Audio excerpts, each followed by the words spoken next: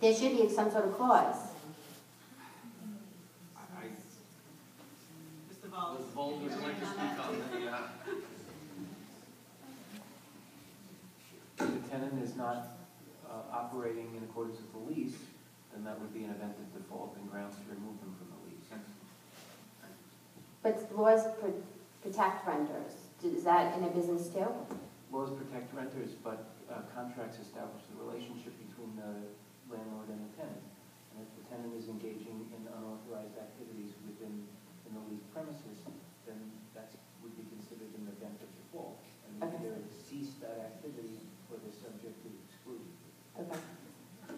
Okay, well, as long as I said it on the record, okay, so we know. The other thing, buildings and grounds related would be, I know the windows are on hold right now, but we did talk about an estimate last time. I went to buildings and grounds meeting, there's no copy of that estimate. I would like to see a copy of the estimate for the windows. Where would I get that? What would you like to address that? The estimate was based on the work that was done at the Sarah School District. So it's the Sarah School building 10 years ago, I believe it was. And then what we did to retrofit this year on that. There was no formal written estimate given to us. It was done by a member of the community that actually did the work on the Sarah property. Wait, what's the company in West Islip that you said at the last meeting gave you the quote or? Action storefront. So that was recently or all those years ago? It was when I came here last time and gave you the quote. That's what he gave me that week. But like in an email, in writing, no? Over the phone. Over the phone. Okay. that's why it's an estimate as opposed to a quote. Oh, no, I know. My husband was a construction guy. I know what an estimate is. Usually we write them down. My question, go into Bayview, go in the 4th grade room, Mr. McManus's class, try to look out those windows, okay? I was in the class the other day. Horrible. You see nothing. If a person was standing there, you wouldn't even see it. It's really unacceptable, so I just want you to know I didn't forget about the windows, and I really hope you don't. Last little thing is actually about cheerleading. I know we worked out the space issues, which to me took way too long. There is no mats, and I have pictures that I will email you guys. Mats. Okay, it's Manatuck Elementary School. You have 22 girls practicing on 3 little mats like this. They're going to get hurt. Are we supposed to provide the mat? Well, I think it's the community thing. You could have mats in the gym. I don't think that we provide the mats for the youth league. They should provide them. They should be coming with them. Wait, you have no mats that the community could use? The cheerleading community? There are probably wrestling mats. Mr. Haran, you still here? You can look at it, but I would think that that's, just like when softball and baseball use the gyms that bat and ball. It's equipment that, we provide the space, but. I mean, we do normally use your mats. The mats are used for certain activities in the gym when they're using in the gym. And I Right. have all the time. So I don't know if there's something you can request the mats be brought out or not as part of the. Do all the elementary schools have that? I don't know if they're allowed, if they might. It's really Manatuck because I think that's where most of the cheerleading So team they is. rotate, right? Yeah. So was one elementary school is doing gymnastics as their. We do rotate equipment, depending on the unit that's being addressed in phys ed classes. Louise? Mrs. Dunn, do you have any, weighing on that? Yes. If there are mats available in the building, we do put them out for use. If they request it on the permit, or we just know? No, we would just, Okay. this is cheerleading, we put on there if there are mats in the building. I do happen to know that apparently there was an issue with mats that were at Manatuck, but are not at Manatuck. So I don't know, from the Udall cheerleading coach was questioning the status of the mats. But as Mrs. LaRosa was explaining, Mr. Orr was explaining, that depending on what activity is being done during phys ed, the mats may be at some buildings and not at others. Okay. Well, they're all West Islip students. I know it's actually not a West Islip, it's more like, I don't know what you call it, or whatever, but they're West Islip students. It is a community. They're in your property. We don't want them to get hurt. If you do have more available mats that you could put in Manatuck, that would be appreciated. Can I just say a couple? I believe it was either 2 or 3 years ago, this issue did come up. And at the time, it was explained to the president of that organization that, that we, if there were mats available, we would do our best to provide them. However, it really was their responsibility, and I believe you may have that in writing somewhere where that was explained, that, you know, it's not, it's an outside organization, and that if you needed mats, then, and we didn't have them in that particular building, it's not possible for us to continuously move them, for a particular event,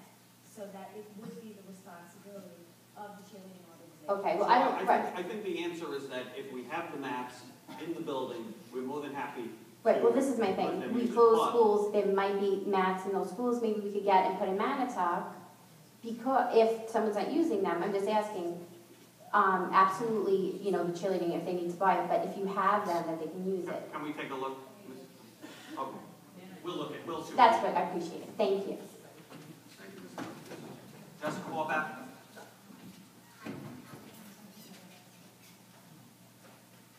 Hello. Okay. You gotta do better with that Miss Hour thing. Like,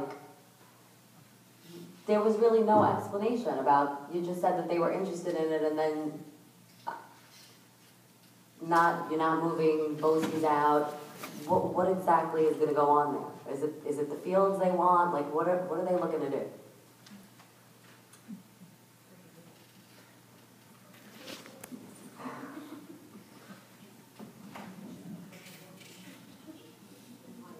I think at this point, that's all we can tell you. What's the big secret? But you know, I get mad when all these rumors are flying around and then they start coming true. It makes me nervous. Well, the reason why Steve Bella mentioned something tonight was the fact that rumors are flying around already, because this town is a bunch of chatterboxes. And there's nothing you can do about that. So what we gave you tonight was, yes, we're talking to them, and that's all you're getting out of it. You know, when you're in the midst of negotiations, it really just doesn't make sense to share the information, and that's really not. And we're not even in a negotiation phase. We're kind of in a discussion phase at this point.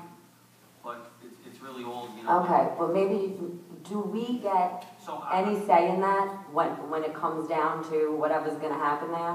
Just out of curiosity, that you could tell me.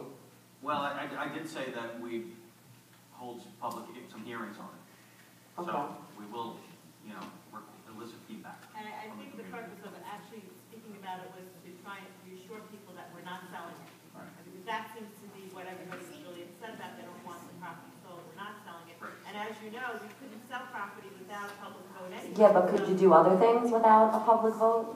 You can do what you can do according to the law, like lease space as we're doing. in Because Westbrook. we You don't need use a the public fields a vote. lot, like my kids are on that field twice a week.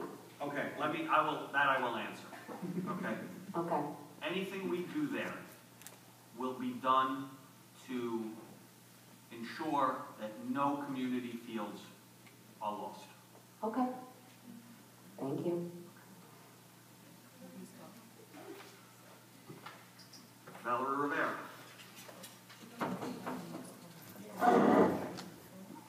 I promise you nice. One thing, Tuesday, Joseph was absent from the high school, around 2 o'clock. I decided to call there and tell them why he was absent. The woman in the attendance told me that, I asked her why she didn't call me to let me know that my son had not arrived at school yet. She told me that they were understaffed and that I would be getting a phone call at night. That doesn't fly. I was a high school student and I used to skip out of school. And my mother would find out. So if my son decides to skip out of school and I don't know until 6 o'clock at night, that doesn't work with me. Look, We are using the auto dialer. I need to go back and check and ensure that it's auto dialing at the right time. No, It should be auto dialing Mrs. in the Rivera day. is right, it comes in quite late in the day. Okay, we'll check into that. okay, thank you. Thank you for checking up on your child.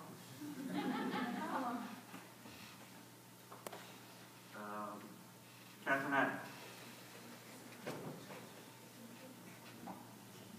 Hello.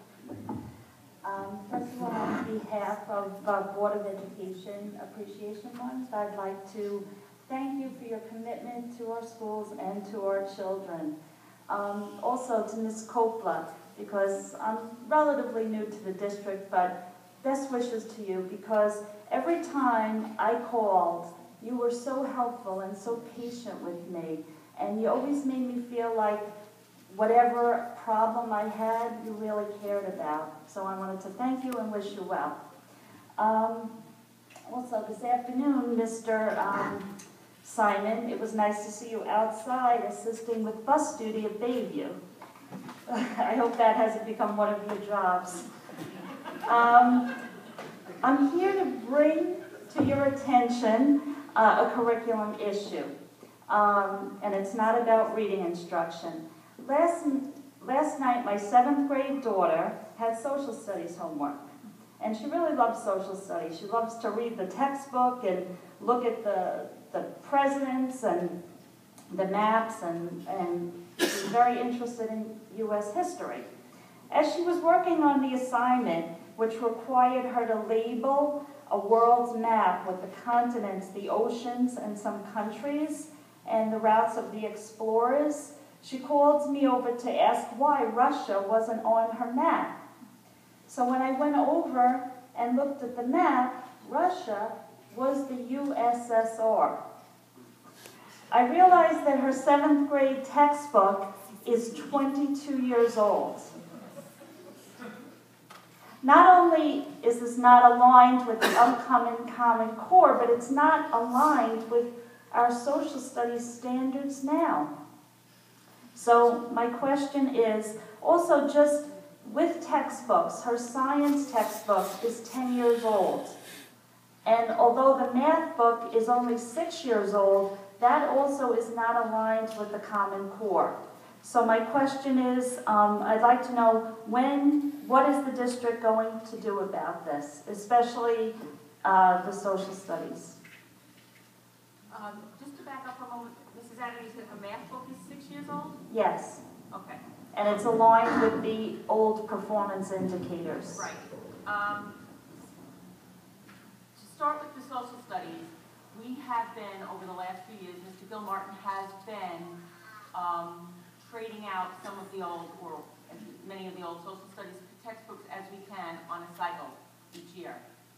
One of the last grades, your daughter, I believe, is in 7th grade? Yes. One of the last grades we targeted is 7th grade because the textbook is used for 2 years. And since the 7th grade, it's U.S. history, beginning of America, it only goes to usually the Civil War or Reconstruction. Right. So, but it's not just that.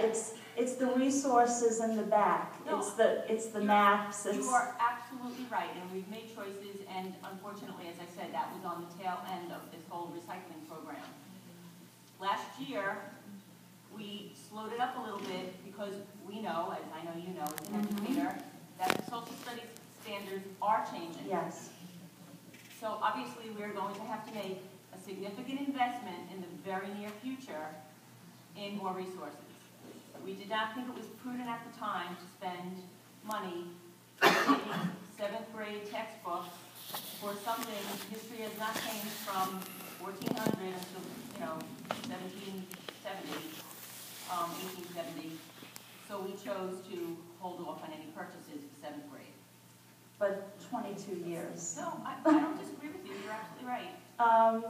I also wanted to ask why, I did get her scores today, and why did it take so long to get that? Because most districts sent them out over the summer. Yeah, well, some districts sent them out over the summer. It depends. We have subscribed to a BOCES service, Right. and we had a little technical glitch. Part of it was on their side, part of it was on our side, and a number of districts just received their scores this week.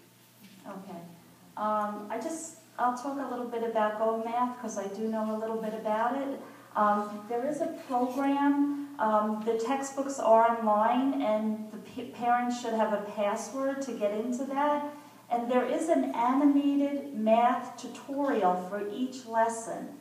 So if the parents go on that, they will know what lesson is taught that day. They could get a lesson themselves with some instruction and independent practice, and then a quiz at the end. So it is a great program. Part of the problem I've had in the district also with math is that the teachers in West Islip have been primarily teaching straight computation, and straight computation isn't where we're going. The Common Core is relating math to real-life experiences.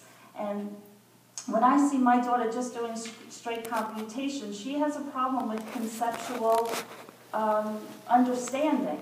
And to present it the way, it may seem a little confusing, but the way the book is presenting it will eventually deepen their understanding. So I just wanted to make that point. I agree. I do think one of the things we need to address, and we are addressing, is the fact that as strong as I think Go Math is, the fluency is somewhat lacking, and that's very important for kids to master computational skills in the primary grades, because so much more is expected of them once they reach the intermediate grades. Right. And that's where we have that gap right now.